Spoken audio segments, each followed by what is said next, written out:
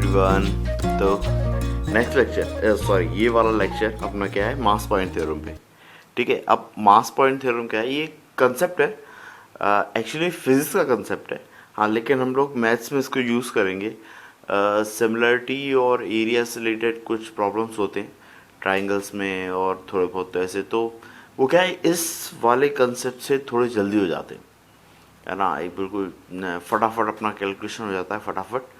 तो इसी कारण, तो इसलिए मैंने सोचा कि हाँ यार, ये तो डिस्कस करना ही चाहिए। ज्योमेट्री का बहुत ही इम्पोर्टेंट पार्ट हो सकता है, ठीक है ना। और आखिरकार फिजिक्स को एक मौका मिला है कि अपना उधार चुकाने का, दायित्व तो पूरा करने का।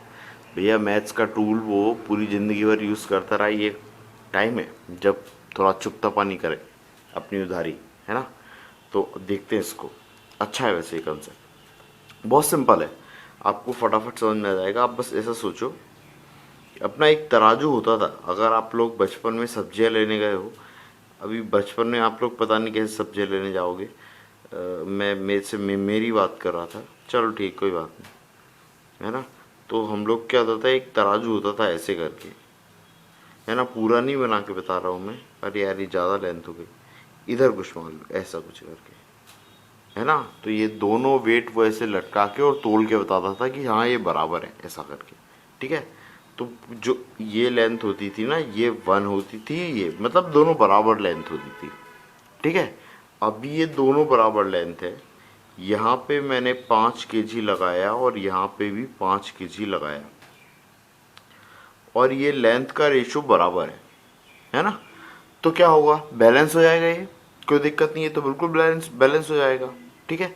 अभी थोड़ा सोचो, अगर मैंने इसको ऐसा रखा होता, ये दिख तो रहा है ना आपको, हाँ ठीक है, ये कुछ इस तरीके से कि यहाँ पे है, यहाँ पे होल्ड कर रहा है ये, और ये है ना 1 है और ये 2 है।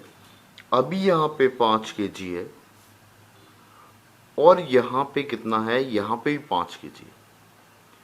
अब क्या ये बैलेंस होगा? नहीं बैलेंस होगा। अभी किस तरफ झुकेगा, थोड़ा सा सोचोगे तो आपको समझ में आएगा कि जहां की तरफ की लेंथ ज्यादा होगी उस तरफ वो झुक रहा होगा, है ना। जहां की तरफ की लेंथ ज्यादा होगी उस तरफ झुक रहा होगा। मतलब कि अगर मेरे को इसको बैलेंस करना है तो मेरे को वेट कहाँ का घटाना होगा, यहाँ का वेट घटाना होगा, सब्ट्रैक्ट करना होगा, या फिर यहाँ का वेट बढ़ाना होगा। बात आई ना समझ में, तब तो जाके बैलेंस होगा। भाई ये नीचे जा रहा है, तो नीचे जा रहा है तो यहाँ से घटाना पड़ेगा तो ये ऊपर आएगा, या फिर यहाँ पे वेट रखो तो ये ऊपर आ जाएगा ऐसा, ये नीचे आ जाएगा ऐसा, ठीक है। तो मेरे क्या समझ में आया कि अगर मेरा लेंथ बड़ा है, जहाँ का इसको L1 मानता हूँ, इसको L2 मानता हूँ, जहाँ की लेंथ बड़ी है वहाँ का मास कम होता है ना। या फिर जहाँ की लेंथ L1 लेंथ छोटी है, जहाँ की लेंथ छोटी होती है वहाँ का मास बड़ा होता है। तो कुछ इस तरीके से दिख रहा है कि लेंथ इनटू मास मेरा क्या आ रहा है, कांस्टेंट आ रहा है। क्या आ रहा है, लेंथ इनटू मास क्या आ रहा है, एक कांस्टेंट वैल्यू, है ना। मतलब मास और लेंथ का प्रोडक्ट क्या आएगा, सेम, है ना। तो आप इसी तरीके से इसको लिख सकते हो ऐसा, m1 L1 equal to m2 L2, है ना। बहुत ही सिंपल कंसेप्ट है, बस यही है concept, m1 L1 equal to m2 L2, बहुत सिंपल सा लॉजिक है। अभी आप सोचो, ये 2:1 है, ये 5 kg मैंने हटा दिया, ये 5 kg मैंने अब हटा दिया। अब मैं जानना चाहता हूँ कि यहाँ पे कितना वेट लगाऊं ताकि ये हो जाए, ताकि ये बैलेंस हो जाए, है ना। तो मेरे को क्या पता है, m1 L1 equal to m2 L2।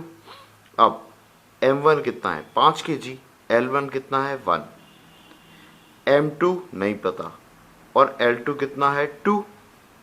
तो 2 से डिवाइड करूंगा तो ये कितना जाएगा, 5/2। मतलब कि यहाँ पे 2.5 kg अगर मैं रखता तो ये बैलेंस हो जाता, आया समझ में, है ना।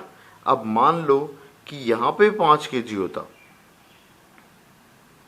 है ना, और यहाँ पे मेरे पास में वेट नहीं है, अब मेरे को बैलेंस करना है, तो मैं क्या करता, भाई m1 नहीं पता, है ना, सॉरी m1 नहीं पता, l1 कितना है 1, m2 मैंने 5 रखा है और l2 लेंथ कितनी है 2 kg। तो m1 कितना आ गया 5 इंटू 2 10, 10/1 मतलब कि 10 kg। मतलब कि इस वाली पोजीशन पे कितना मास रखना था मेरे को 10 kg, है ना। 10 kg रखूंगा, 5 kg रखूंगा तो ये क्या हो जाएगा बैलेंस। ये है अपना मास पॉइंट थ्योरम, ये बिल्कुल बेसिक है, ठीक है। अब एक दो और करके देखते हैं, ठीक है। तो ये ऐसे ही एक पुली बनाता हूँ ऐसे करके, और इधर पे मैंने रख दिया है 7 kg, है ना। ये है मेरा 3 और ये है मेरा 2, इस तरीके से ले लेता हूँ। इधर का मास मेरे को नहीं पता, तो ही सिंपल है ये पॉइंट पे। तो देखो ये मेरे को इधर का मल्टीप्लिकेशन और इधर का मल्टीप्लिकेशन सेम होना चाहिए। तो 7 2 जा 14, ये कितना आ गया 14, और 3 इंटू m2,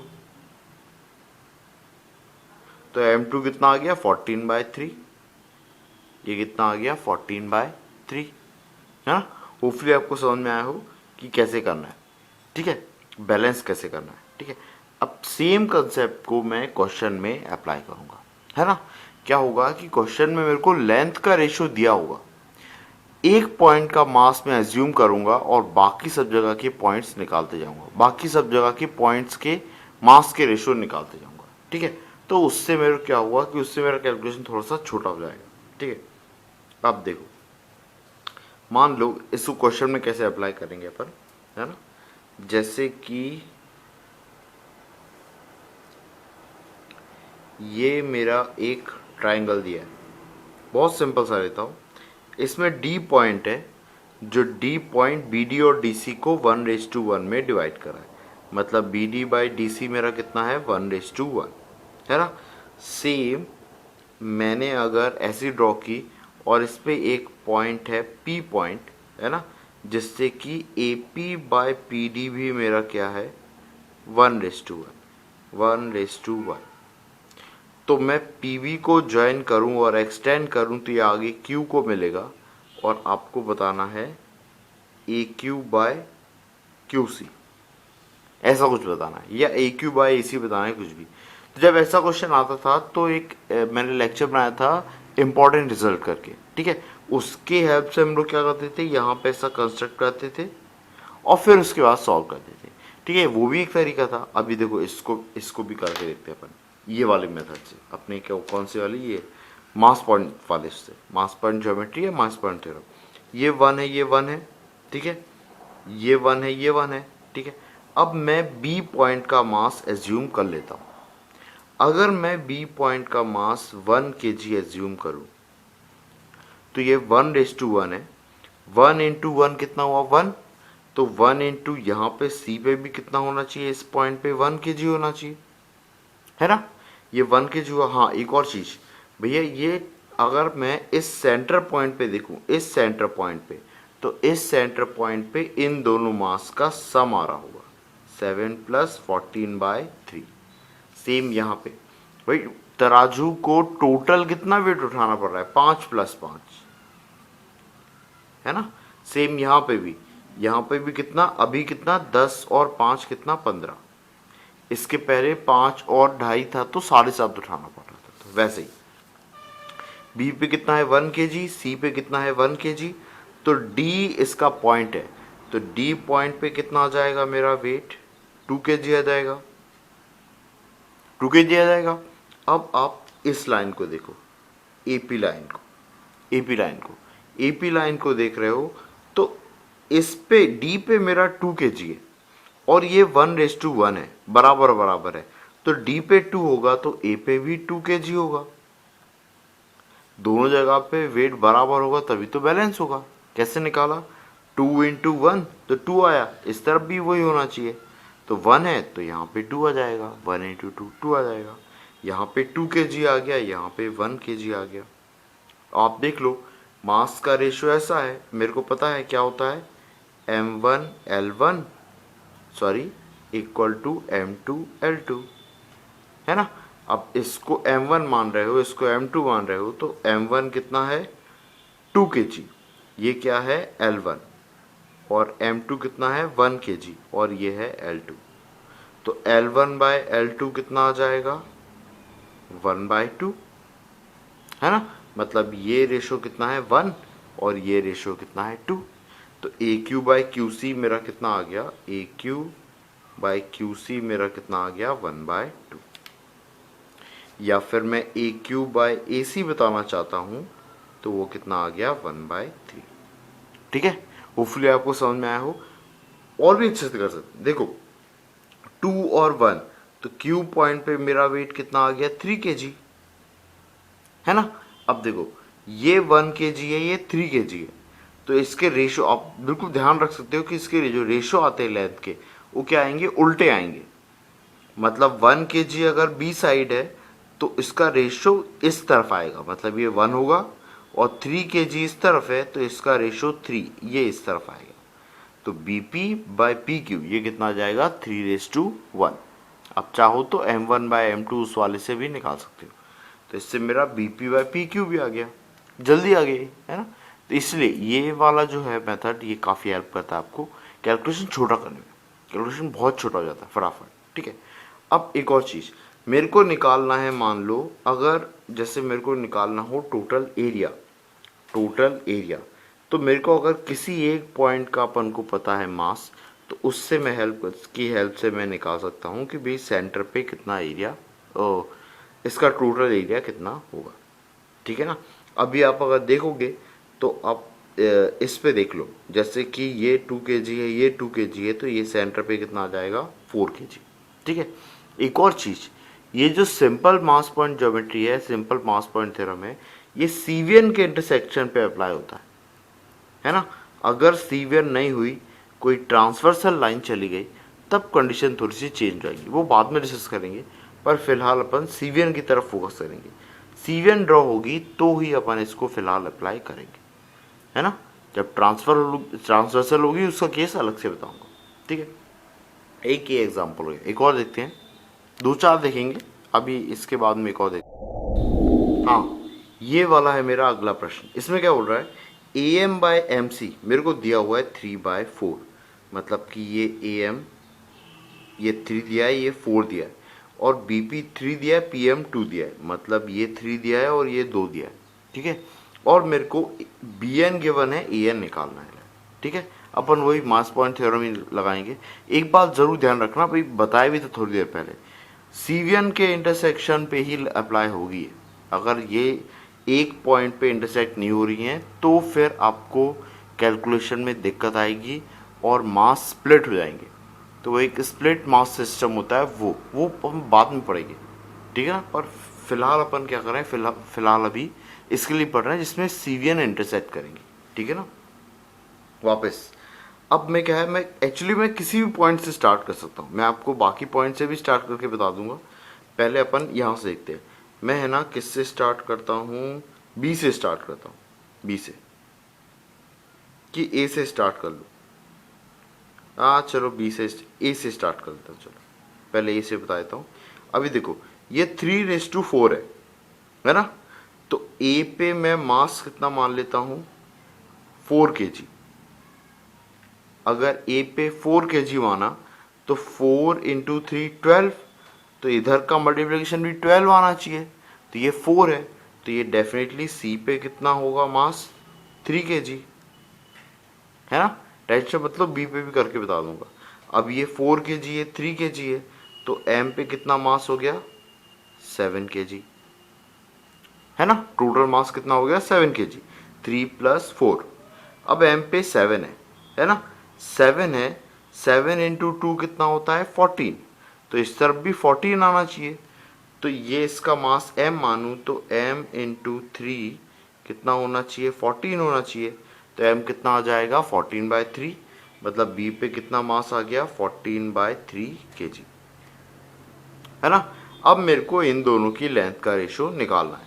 तो सिंपल है, AN/BN, ये रेशो किसके होगा, उल्टे मास के सिस्टम, मतलब AN के रिस्पेक्ट में इधर का मास, दैट इज 14/3, और BN के सामने उधर का मास, दैट इज 4 ऐसा है ना। सो ये हो जाएगा। अब ये देखो बी एन मेरे को कितना दिया है 12, तो ए एन बाई 12 और इधर आ जाएगा 14/12। ये 12 से 12 कैंसिल हुआ, ए एन मेरा कितना आ गया 14। ये बहुत सिंपल था, है ना। अभी देखो हो सकता है आपको ये समझ में नहीं आया हो, ये बहुत सिंपल है ना। ये मास देख लो, m1 L1 into M2 L2, ये L1 होगा ये L2 होगा, तो 4 into L1 equal to 14/3 L2।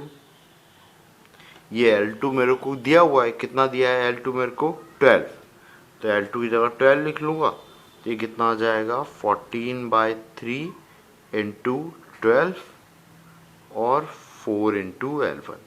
तो ये 3 से ये 4 टाइम्स गया और ये 4 से ये 4, तो L1 कितना आ गया 14 ऐसे।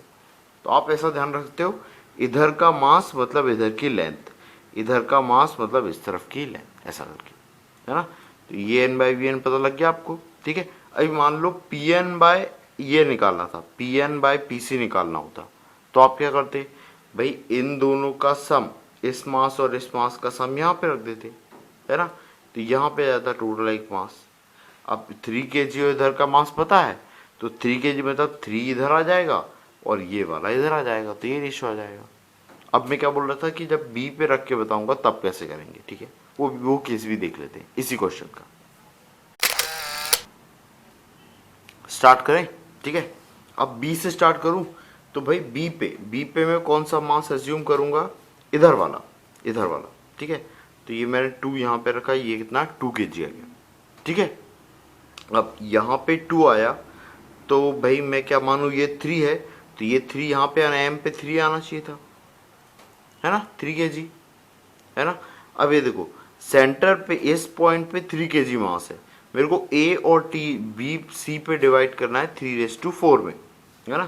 तो देखो ये इस तरीके से है कि भाई ए और सी का मास, मतलब ए का मास मैं अगर m1 मानूँ, इसका मास मैं m1 मानूँ, सी का मास मैं m2 मानूँ, तो दोनों जने का मास मिला के कितना हो रहा है 3 kg, है ना। और रेशो क्या हो रहा है भाई, m1 L1 equal to M2 L2, मतलब L1 कितना है ये वाला, तो 3, तो L1 नीचे मतलब L2 बाय L1, है ना। तो M1 बाय M2 ये कितना आ गया L2 बाय L1 मतलब 4/3। तो आप इस रेशो में आप डिवाइड कर लो, ठीक है। तो आप इस तरीके से कर सकते, इसको सॉल्व कर लो, तो सॉल्व करने पे आपके M1 और M2 के मास आ जाएंगे, ठीक है।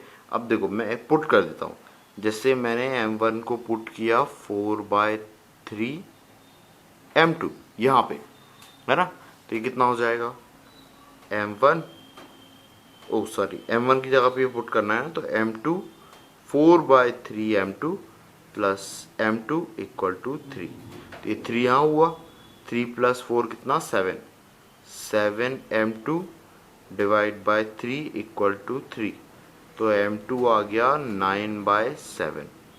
M2 ये है कितना 9/7। M1 और निकालना है, M1 निकालने के लिए M2 आया 9/7, 9/7 घटा दो, तो 3 माइनस 9/7, ये क्या आ जाएगा आपका M1 आ जाएगा 3 7 जा कितना 21 में से 9 घटाओ तो 12/7, तो M1 की वैल्यू कितनी आ गई 12/7, है ना। अब ये 12/7 है, ये 2 है ना। तो बस इसका रेशो ले लो भाई, L1 और L2, ये L1 और ये L2, है ना।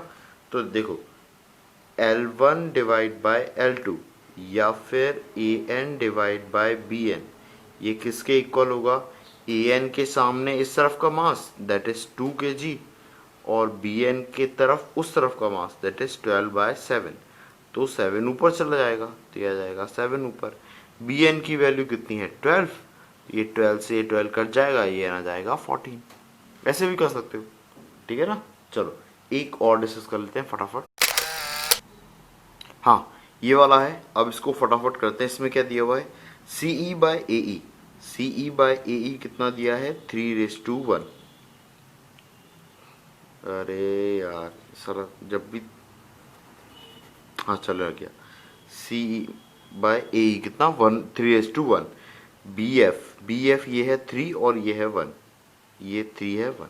जब भी सोचता हूँ कि यार थोड़ा जल्दी करूँगा तो ऐसे ही गड़बड़ होती है। अभी उसने क्या पूछा है, बस इतना ही दिया है। और ओ बी बाय ओ ई, ओ डी बाय ओ ए।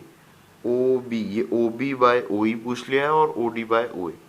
ठीक है, इसको कैसे करेंगे, मास पॉइंट थ्योरम अप्लाई करते हैं, है ना। सिंपल सा है। आप देखो मैं तीनों से करके बता दूंगा आपको, तीनों मतलब 3 या 2 जितने का टाइम मिलेगा उस हिसाब से। अगर मैं ए पॉइंट का मास मानूं, अब देखो किस्मत अच्छी है कि मेरे रेशो इक्वल है, तो रेशो इक्वल है। ए पे मैं जो वेट मानता हूँ वो सामने वाले का मानता हूँ, यहाँ नहीं सामने वाले का। 3 है तो यहाँ पे 3। अभी देखो ये 3 होता और ये 2 होता तो मैं क्या करता, 3 और 2 का एलसीएम ले लेता। 3 और 2 का एलसीएम कितना, 6, तो 6 लिखता है यहाँ पे, तो मेरा ज़्यादा अच्छे से हो जाता। ठीक है, चलो ऐसा कर लेते हैं अपन, ऐसा करते हैं अपन, इसको है ना 2 मान लेते हैं। ऐसा करते हैं, इसको 2 मान लेते हैं। 2:1 हो गया, कहाँ है बी एफ, बी एफ कितना है ये 2:1 ऐसा। तो ये 3 और 2 है। अब इसको देखो 6 kg मान लेता हूँ, तो 6 kg के हिसाब से अगर यहाँ पे 6 kg है तो 6 kg के हिसाब से यहाँ पे कितना होगा भाई, ये 3 है, 6 × 1 कितना 6, तो यहाँ पे भी मल्टीप्लिकेशन 6 आना चाहिए, तो सी पे कितना आ जाएगा 2, 2 3 जा 6, है ना। अब यहाँ का 6 × 1 6 है, तो 2 × बी पे कितना आना चाहिए, 3 kg आना चाहिए, है ना। अब देखिए ये 6 kg है, ये 2 kg है, तो ई पे कितना होगा 6 + 2, मतलब कि कितना 8 kg, है ना। अब ये 8 kg आ गया। देखिए ये 3 है, ये 2 है, तो यहाँ पे कितना आएगा 3 + 2, 3 + 2 मतलब कितना 5 kg। अब यहाँ से आप रेशो निकाल सकते हो। ठीक है, अब ये 8 है, ये 3 है, तो 8 इधर है, इस पॉइंट पे 8 kg है, तो लाइन ये 8 हो जाएगी और ये 3 हो जाएगी। वैसे ही इस तरफ 5 है, तो इस तरफ 5 हो जाएगा, इस तरफ 6 हो जाएगा। तो मैं डायरेक्टली क्या बोल सकता हूँ कि ए ओ बाय ओ डी, ए ओ बाय ओ डी कितना हो गया 5/6, और वैसे ये बी ओ बाय ओ ई निकालूंगा मैं, तो ये कितना जाएगा 8/3। तो कितनी जल्दी आ गया। ठीक है, अब मान लो अगर मैं बी से निकाल पाता तो कैसे करता, फटाफट डायग्राम बना देते हैं इसका। इसका डायग्राम कुछ इस तरीके से बनेगा, ए बी सी, ये बी से ड्रॉ किया, ये सी से, ये एफ पे, ये ई है और ये एफ है, ये इसको 1, इसको 2, इसको 1, इसको 3, ऐसा गिवन था, और ये ऐसा था, ओ था और ये डी था। अभी करना है इसको, है ना। मैंने बोला था कि इससे ट्राई करते हैं। ठीक है, तो अब देखो इधर के तो दे नहीं रखे हैं, तो इस पे 1 लिखा है, इधर अपोजिट में 1 लिखा है, तो यहाँ पे 1 kg एज्यूम कर लो। अब यहाँ 1 kg एज्यूम किया, तो ए पे कितना एज्यूम करोगे 2 kg, है ना। अब 2 × 1, यहाँ पे 2 × 1 2 kg, तो इस तरफ भी ऐसे ही होना चाहिए, 3 × समथिंग = 2, तो यहाँ पे कितना आ जाएगा 2/3। आप चाहो तो करके देख लो। ठीक है, अब ये पता लग गया। अब 1 और 2/3 को ऐड कर लो, 1 और 2/3 को ऐड करोगे तो यह आ जाएगा 3 + 2 5/3, यह आ जाएगा 5/3, और इसको ऐड करोगे, किसको 2 और 2/3 को ऐड करोगे, तो 3 2 जा 6, 6 + 2 8/3, ये हो जाएगा 8/3। तो यहाँ से आप रेशो निकाल लो। ठीक है, अब ए ओ बाय ओ डी जो होगा वो क्या होगा, ये मास है, ये दोनों मास है, तो इसका उल्टा रेशो होगा, है ना। m1/m2 = l2/l1, तो ए ओ के सामने इसका मास दैट इज 5/3, और ओ डी के सामने ऊपर वाले का मास दैट इज 2, तो नीचे कितना 2। ठीक है, तो ये कितना आ गया 5/6। ये देखो ये भी 5/6, ये भी 5/6 सेम आ रहा है। ऐसे ही आप इसको देख लो, ये भी 8/3 आ रहा है, देखो 8/3 आ रहा है ना। ए बी ओ, ऐसे ही मैं क्या लूंगा बी ओ बाय ओ ई, सो बी ओ के सामने सामने वाला मास दैट इज 8/3, और इसके सामने 1 kg, तो ये 1/1, तो ये कितना आ गया 8/3।